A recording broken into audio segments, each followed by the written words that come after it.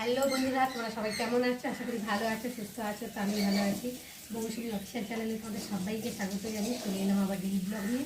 তো আজকে ব্লগ বলতে রান্না হবে আলুর দম, নিরামিষ আলুর দম, কুচো সয়াবিন দিয়ে বানাবো। তো চলো, আলুগুলো প্রথমে তেল দিয়ে, তারপরে একটু নুন দিয়ে দিয়েছি যাতে কড়াতে না লেগে যায়, আর একটু হলুদ দিয়ে দিয়েছি, দিয়ে আলুটাকে ভালো করে প্রথমে ভেজে নিয়েছি। দেখতে পাচ্ছি আলুটা ভাজা ভাজা হয়ে গেছে। এখন আমি আলুগুলোকে তুলে নেব।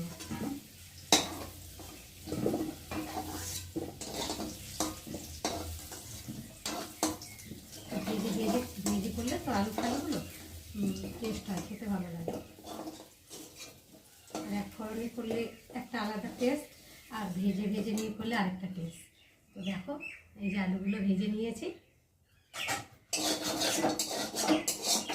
আলুগুলো লেগে যাচ্ছে না, বাইরে একটু ভেঙে গেছে। দেখো ছোটো ছোটো আলুগুলো, এগুলো ভাজা ভাজা হয়ে গেছে।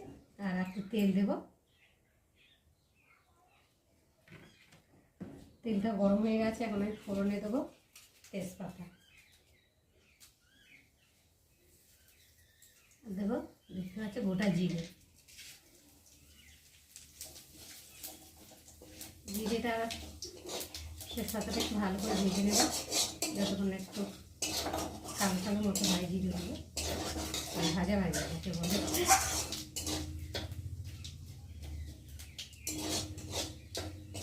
ভাজা ভাজা হয়ে এসেছে। আর এখন আমি দিয়ে দেবো আদা বাটা, একটা টমেটো কুচি,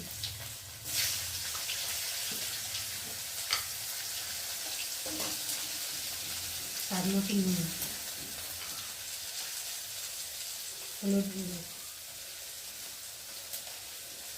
জিরের গুঁড়ো,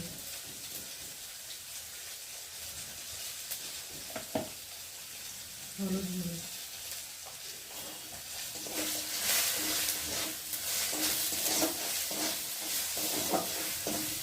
দিয়ে মশলাটা ভেজে নেব। যতক্ষণ একটা মশলা ভাজা গন্ধ বেরোবে ততক্ষণ কষিয়ে নেব।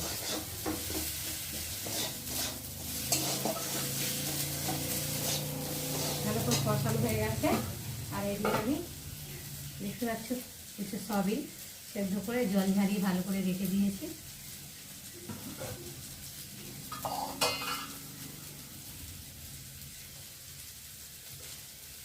মশলাটা ভাজা ভাজা হয়ে গেছে, কষানো হয়ে গেছে তেলের মধ্যে। আর এখন আমি দিয়ে দেবো ভেজে রাখা সিদ্ধ করে রাখা সয়াবিন।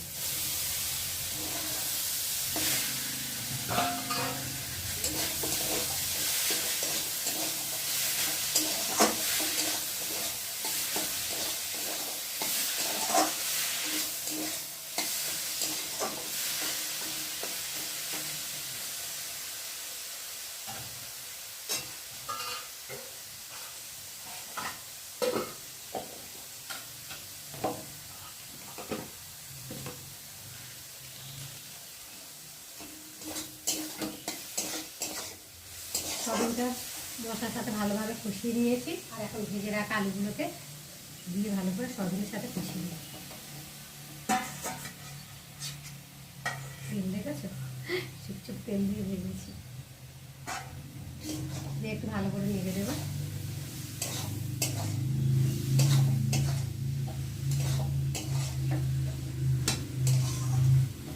একটু ভালো করে কষিয়ে তারপরে জল। তো দেখো বন্ধুরা, ভালোভাবে কষিয়ে আর জল দিয়ে আর ঢাকা দিয়ে দিয়েছি। তো চলো এবার ঢাকাটাকে খুলে দেখি কেমন হয়েছে। তো দেখো, ঝোলটা তো অনেকটাই শুকিয়ে গেছে আর বেশ মাখো মাখো মতো হয়েছে। দেখো কালারটাও খুব সুন্দর হয়েছে, খেতেও খুব সুন্দর হবে নিশ্চয়ই। দেখো আলুগুলো সেদ্ধ হয়ে গেছে ভালোভাবে। আমি একটু ভালো করে নেড়ে দেবো, আর অল্প করে একটু চিনি দিয়ে দেবো। চিনি দিলে টেস্টটা হবে, খেতেও ভালো লাগবে।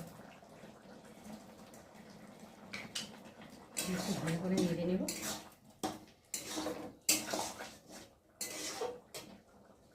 ওদের চিনি দিয়েছি, একটু গলতে থাকুক। আর এখানে দেখো আটা মেখে নিয়েছি রুটি হবে। তো আজকে আমরা দুপুরে সবাই মিলে খাবো রুটি, যেহেতু আজকে একাদশী। তো তার জন্যে একাদশীতে রুটি খেতে নেই যদিও, তো আমরা তো কোনো দীক্ষা টিক্ষা নিইনি, তাই একাদশীটা মানি, মানে শরীরের জন্যে মানি। শরীরের ব্যথা বেদনা এগুলো যাদের আছে তারা একাদশী, অমাবস্যা, পূর্ণিমা এগুলো মানা ভালো। তার জন্যে আমরা খেলে রুটি খেলে সবাই তিনজনে, মেয়ে আমি তোমাদের দাদা ভাই তিনজনে সবাই মিলেই রুটি খাই। আবার একজনের জন্য ভাত, আবার একজনের জন্য তরকারি, এটা হয় না, মানে যেটা যেমন হয় সেটা সেমন তাই দিয়েই সবাই খাওয়া হয়। তো আটা মেখে নিয়েছি, আর এখন লেচিগুলোকে গোল করে নেবো। তরকারিটাকে লাভিয়ে নিই, নাহলে ঝোলটা অনেকটাই শুকিয়ে গেছে, আরও আলুতে টেনে নেবে লেচিগুলো। ঠিক আছে,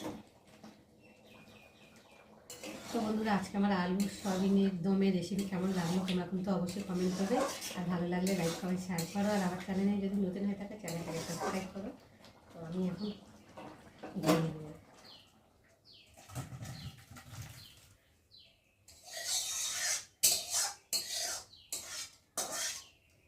ওটা অনেকটাই শুকিয়ে গেছে,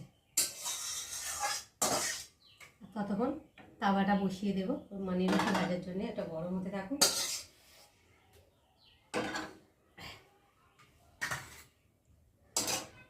তো দেখো কালারটা দেখো কত সুন্দর হয়েছে, দেখতে পাচ্ছ। তো চলো এখন আমি ঢাকা দিয়ে রেখে দেবো, থালা দিয়ে আর এখন তাওয়াটা বসিয়েছি, আর এখন আমি একে একে রুটিটা বেলে নেব। তাওয়াটা যেহেতু তাড়াতাড়ি গরম হয়ে যাবে ওই জন্যে তাই ভালো করে বেলে নিই। তোমরা কারা কারা এরকম রুটি দিয়ে আলুদম খেতে ভালোবাসো অবশ্যই কিন্তু কমেন্টে জানিও।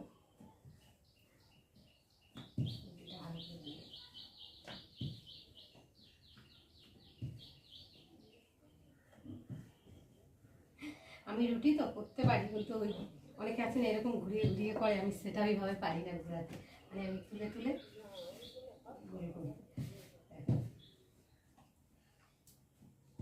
একটু সময় লাগে যদিও, আমি ওইভাবে ঘোরাতে পারি না হাত দিয়ে দিয়ে।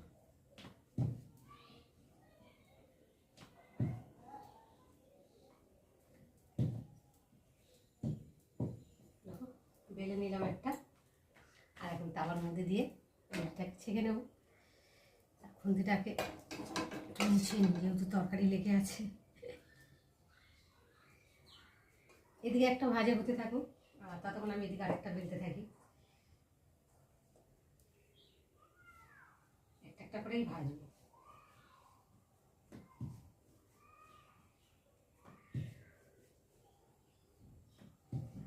চলো একটু উল্টিয়ে দিই।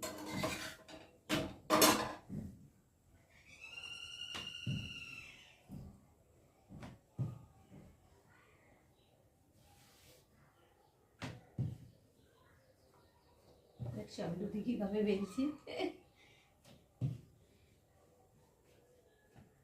যার যেটা করে অভ্যাস হয়ে গেছে, আমার তো এরকমভাবেই করে করে অভ্যাস হয়ে গেছে বলে আমার এটাই যেন মনে হয় সহজ হয়।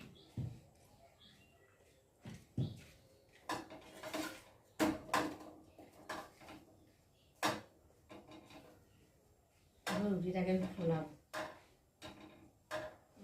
সুন্দর ফুলছে দেখো রুটিটা, টপা টপা হয়েছে দেখো, দেখতে পাচ্ছ।